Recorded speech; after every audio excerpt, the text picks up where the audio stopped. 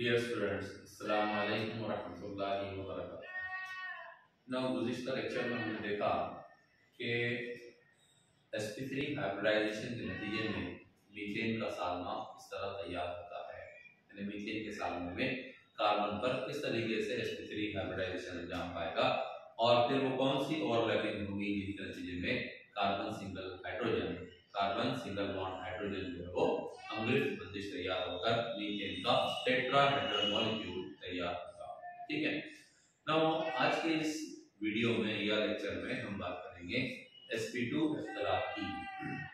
Now sp2 इख्तिलात हम ऐसे इख्तिलात को बोलते हैं जिसमें एक ही जौहर का एक s और दो p ऑर्बिटल जिनका ताल्लुक एक ही मदार से सेम ऑर्बिट से होता है वो आपस में अपनी तवानाई मिलाकर, ठीक है, मिक्स होकर वो तीन sp2 मखलूत ज़ैली मदार बनाते हैं जिनकी साफ तवानाई यकसा होती है।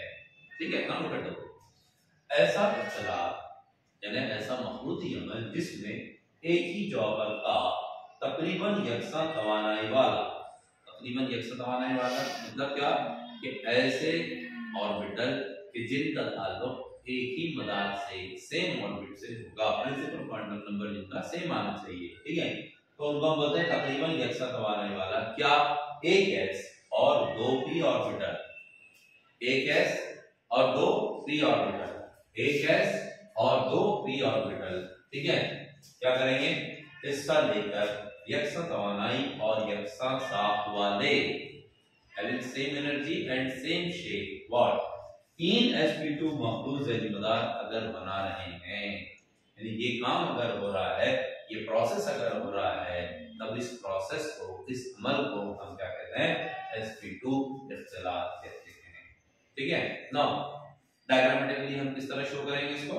ये एक s ऑर्बिटल है और ये दो p orbital, px orbital and py orbital, दो, ठीक है, p ऑर्बिटल तकरीबन यकसा तवानाई वाले ये हिस्सा ले रहे हैं, पार्टिसिपेट, मिक्स हो रहे हैं इनकी एनर्जी और इनके शेप, और उसके नतीजे में हमको एक, दो और तीन, ठीक है, मखलूत ऑर्बिटल मिल रहे हैं। तीन sp2 मखलूत ऑर्बिटल अगर हमको मिल रहे हैं, ठीक है, तो हम बोलते हैं कि इस तरह का जो प्रोसेस है वो sp2 इख्तिलात कहलाता है। ठीक है।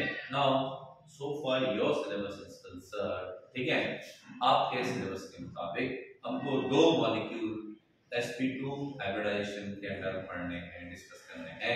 One is the ethylene molecule and the second is BF3 molecule, boron trifluoride. Now आइए हम पहले बात करते हैं कि इथीलीन का सालमा, इथीलीन जिसका सालमी सालमा C2H4 है, तो इथीलीन का जो सालमा है उसकी तैयारी कैसे अंजाम पाती है हाइब्रिडाइजेशन के नतीजे में। ठीक है। ना आप जानते हैं कि इथीलीन हमने 11वीं क्लास में और आपने 10वीं 9वीं में पढ़ा है कि इथीलीन जो है वो हाइड्रोकार्बन, ओपन चेन हाइड्रोकार्बन है।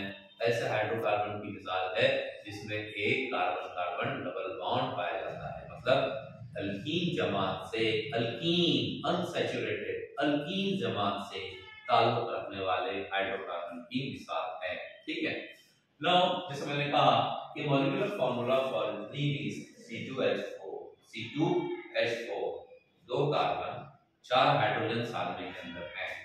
दोनों कार्बन दरमियानी कार्बन है, ये मरकजी जौहर है, दोनों कार्बन बतौर मरकजी जौहर है, यानी इन दोनों कार्बन पर sp2 हाइब्रिडाइजेशन अंजाम पाएगा।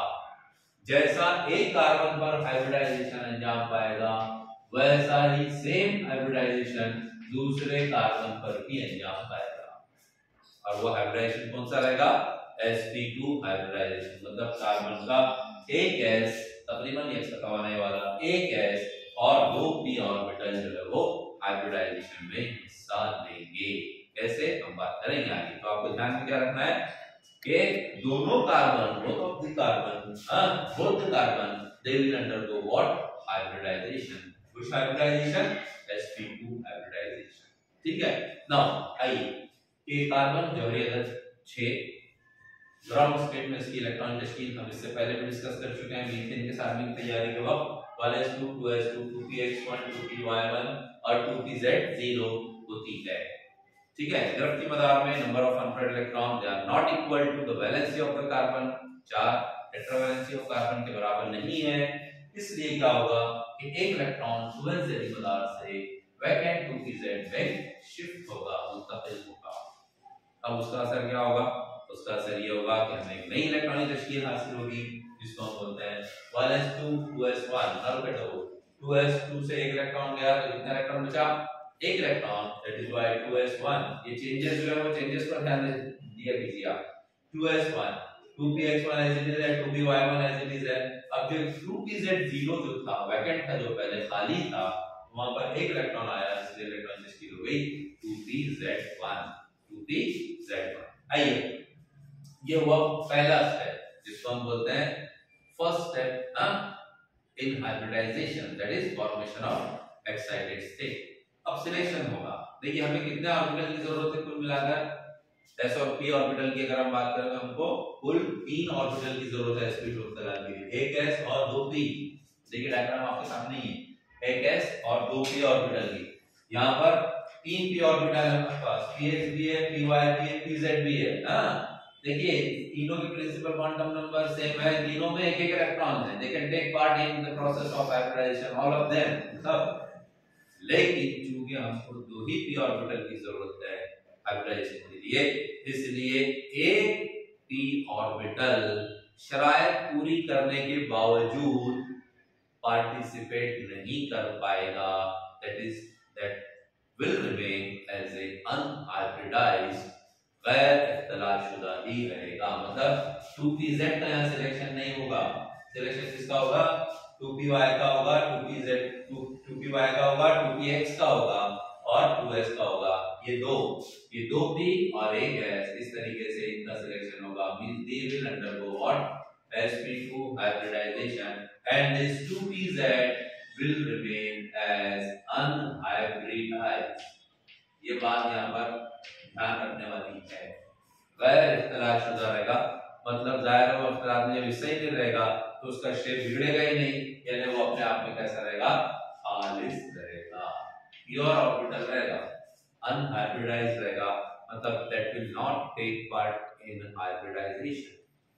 ऐसा इख्तिलात जिसमें इख्तिलात की शराइत पूरी करने के बावजूद लिमिटेड ऑर्बिटल ही हाइब्रिडाइजेशन में हिस्सा लेते हैं, ऐसे इख्तिलात को हम लिमिटेड हाइब्रिडाइजेशन कहते हैं, महदूद इख्तिलात बोलते हैं इसको।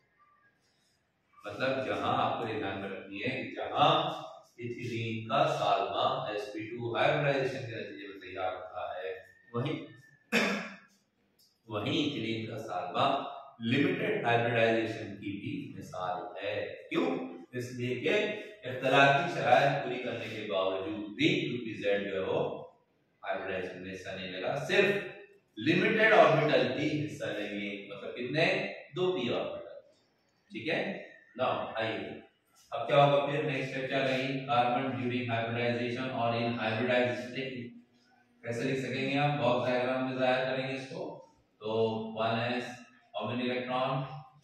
देखिए 1s में कोई छेड़छाड़ हुई नहीं यहाँ पर, 1s के इलेक्ट्रॉन जैसे के वैसे हैं, no disturbance in 1s, will remain the electron will remain as it is, one clockwise one anti clockwise, spin जो है इनकी 2s 2px 2py इनकी एनर्जी मिक्स की जाएगी and you will get the hybrid orbital. Hybrid orbital सबके सब shape और energy के लिहाज से सेम रहेंगे, इसलिए हम उनको जाहिर करेंगे डबल बॉक्स से, and each one of them will contain one electron, that is why I will show one electron हर एक में, एक इलेक्ट्रॉन एक इलेक्ट्रॉन एक इलेक्ट्रॉन एक इलेक्ट्रॉन एक इलेक्ट्रॉन एक इलेक्ट्रॉन, क्योंकि हाइब्रिडाइजेशन की जो कंडीशंस है वो ये बोलती हैं कि हाइब्रिडाइजेशन में हिस्सा लेने वाले ऑर्बिटल जितने रहेंगे, मिलने वाले हाइब्रिड ऑर्बिटल भी उतने ही रहेंगे, और जितने इलेक्ट्रॉन हाइब्रिडाइजेशन में हिस्सा लेने वाले ऑर्बिटल में रहेंगे, हाइब्रिड ऑर्बिटल में भी उतने ही इलेक्ट्रॉन रहेंगे। इसलिए 3 इलेक्ट्रॉन है, 3 इलेक्ट्रॉन यहाँ पे।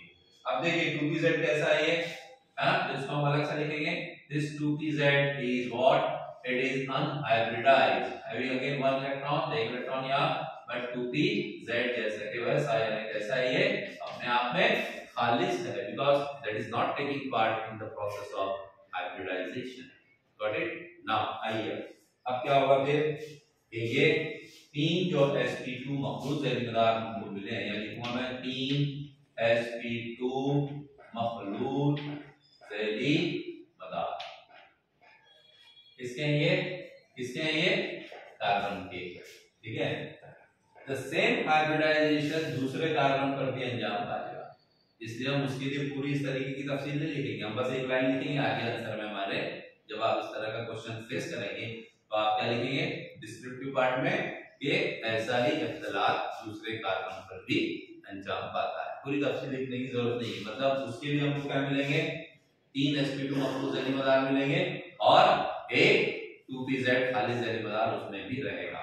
फिर वो आगे क्या करेंगे हम बाद में बात करेंगे, ठीक है, वो एक अलग विषय है ना। आइए तो क्या हुआ, इस तरह हाइब्रिडाइजेशन का प्रोसेस हुआ। कौन सा हाइब्रिडाइजेशन हुआ? sp2 हाइब्रिडाइजेशन हुआ इस पर दोनों कार्बन पर, और उसके नतीजे में हमको क्या मिले 3 sp2 मखलूत जैली मदार मिले।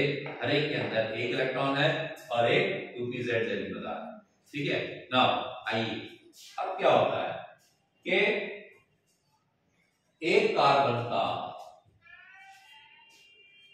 3 sp2 मखलूत जैली मदार में से एक कार्बन का एक sp2 मखलूत जैली मदार दूसरे कार्बन के जो हमको 3 sp2 मखलूत जैली मदार मिलेंगे उनमें से एक sp2 मखलूत जैली मदार के साथ महवरी इंतबाक करता है।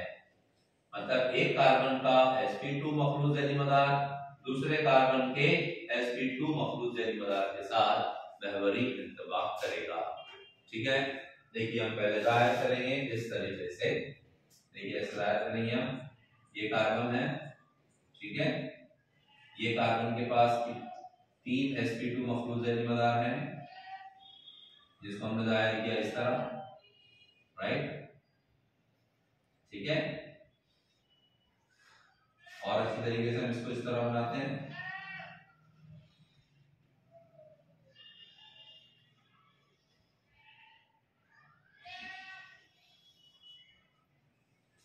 हर एक के पास एक एक इलेक्ट्रॉन है, ये एक इलेक्ट्रॉन, ये दूसरा इलेक्ट्रॉन और ये तीसरा इलेक्ट्रॉन। ठीक है, ये बॉन्ड एंगल कितने का बनेगा 120 का।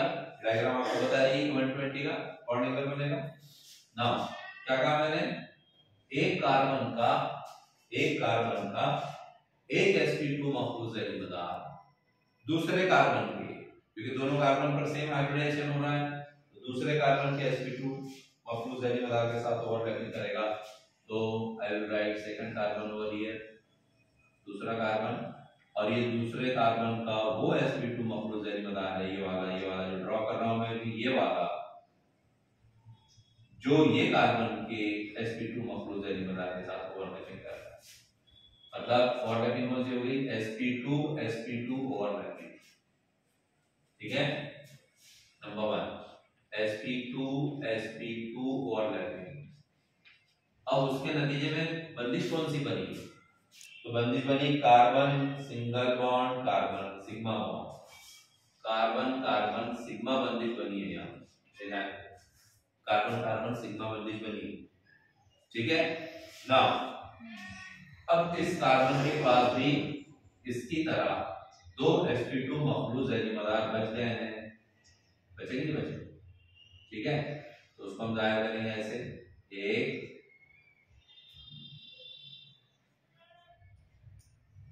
कार्बन को व्हाइट चौक से बना देते हैं हम, कंफ्यूजन ना हो आपको, और ये दूसरे कार्बन का तीसरा sp2 मखलूत जैली मदार, पहला दूसरा तीसरा, हर एक के पास यस एक एक इलेक्ट्रॉन। ठीक है, अब क्या होगा, इस कार्बन का ये दोनों बचे हुए sp2 मखलूत जैली मदार हाइड्रोजन के 1s जैली मदार के साथ महवरी इंतबाक करें। देखिए हमारे पास सामने में 4 हाइड्रोजन, ठीक है, 4 हाइड्रोजन को हमको जोड़ना है, लेकिन वो 4 हाइड्रोजन 2 कार्बन से जुड़ेंगे। तो 2 हाइड्रोजन ये कार्बन से जुड़ेंगे, ये वाले कार्बन से, और 2 हाइड्रोजन ये वाले कार्बन से जुड़ेंगे। तो हाइड्रोजन जो है एक इलेक्ट्रॉनिक स्पीड 1s1, इसलिए हाइड्रोजन के 1s जैली पदार्थ के साथ 1s ऑर्बिटल के साथ ओवरलैपिंग होगी किनकी, इन बचे हुए sp2 मखलूत जैली पदार्थों की। ठीक है, अब उसके नतीजे में क्या होगा, ये एक, ठीक है, ये दूसरा, अम्लीय बंदिश तैयार हुई कार्बन हाइड्रोजन, ये दो हाइड्रोजन हमने इधर जोड़ दिए। अब दो हाइड्रोजन किधर जुड़ेंगे, दूसरे कार्बन से, फिर दूसरे कार्बन से दो हाइड्रोजन जोड़ दिए हमने, तीसरा और ये चौथा।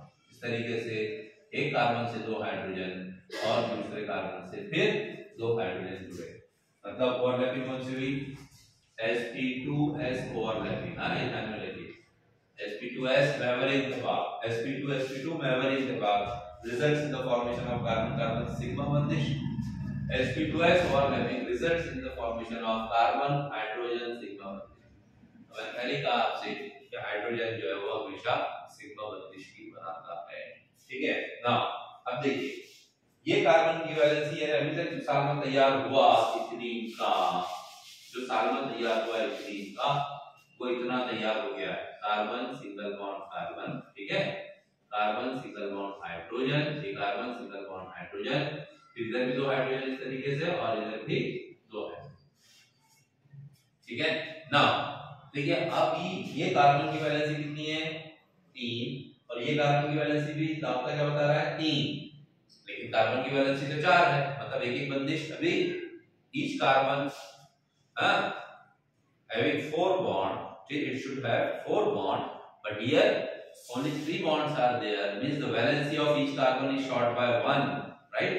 इसलिए क्या होगा कि अब जो हर एक कार्बन के बाद जो 2pz ऑर्बिटल है, जिसने हाइब्रिडाइजेशन में हिस्सा नहीं लिया है अभी तक, ठीक है, वो आपस में लेटरल ओवरलैपिंग अंजाम देते हैं। ये ध्यान में रखिए, ये वाला 2pz जैसे बता रहा है,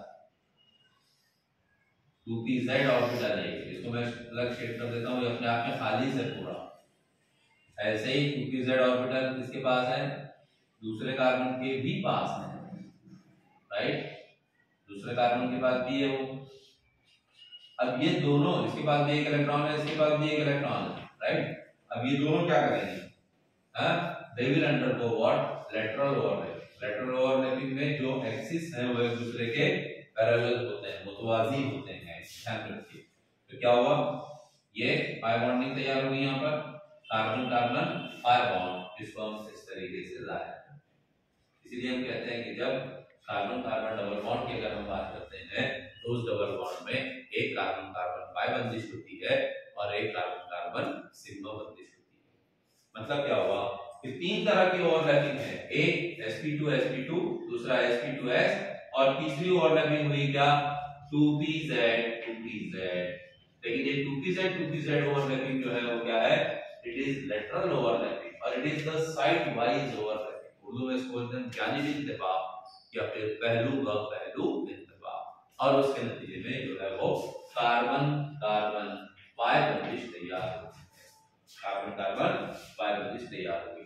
इस तरह इथीन का सामान जो है वो तैयार हुआ।